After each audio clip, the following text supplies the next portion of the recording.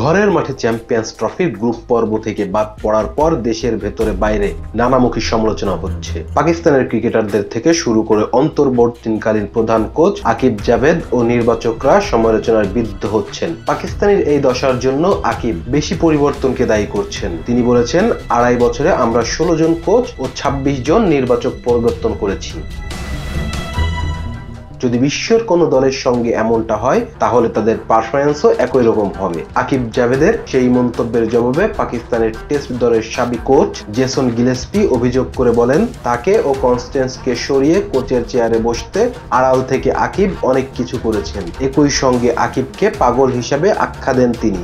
গিলেস্পির সেই মন্তব্যের সঙ্গে একমত পাকিস্তানের সাবেক কোচ ও টিম ডিরেক্টর মিকি আর্থারও। কোচ হিসাবে গ্যারি কার্টেন ও জেসন গিলেন্সকে পাকিস্তান ক্রিকেট বোর্ড অবমূল্যায়ন করেছেন বলে মনে করছেন তিনি, আর তাতে অভ্যন্তরীণ দ্বন্দ্ব পাকিস্তান ক্রিকেটের উন্নতিকে বাধাগ্রস্ত করেছে। টকস্পটের সাথে কথা বলতে গিয়ে আর্থার বলেন, সত্যি বলতে এই উক্তিটি আমার খুব ভালো লেগেছে।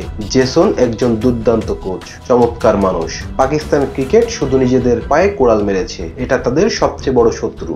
সত্যি তারা ভালো কিছু কোচ পেয়েছিল যা তাদের এগিয়ে নিয়ে যেতে পারতেন, কিন্তু তারপর সেই মিশন যা পাকিস্তানে কাজ করে তা অবিরত তাদের পিছু টেনে ধরে এবং মিডিয়াতে এজেন্ডা চাপানো হয়। তিনি বলেন, আর্থার বিশ্বাস করেন পাকিস্তানের সঠিক সিদ্ধান্ত নিয়েছিলেন জেসন এবং গ্যারি ক্লিস্টন রেড বল এবং হোয়াইট বল দলের প্রধান কোচ হিসাবে নিয়োগ দেন। তবে তিনি বলেছেন, পাকিস্তান ক্রিকেট বোর্ডে এখনো যে অবস্থা চলছে তা খুব বেশি হতাশাজনক। অনেক ভালো কিছু খেলোয়াড় আছে, দলের তরুণ প্রতিভা অনেক, তাদের অসাধারণ দক্ষতা আছে, তবু এখনো এতটা বিশৃঙ্খলা, এটা সত্যি হতাশাজনক। এমন অবস্থায় পাকিস্তান ক্রিকেটকে জঙ্গল বলে অভিহিত করতেও দ্বিধাবোধ করলেন না দলটিকে 2017 চ্যাম্পিয়ন্স ট্রফি জিতানো কোচ আর্থার। এটি একটি জঙ্গলের মতো এবং আমি গ্যারি ও জেসনের জন্য সত্যি দুঃখিত।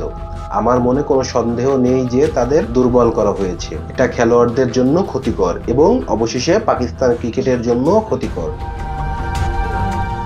Rezwan Islam, B Sports. Please subscribe our channel to get more information about Cricket World.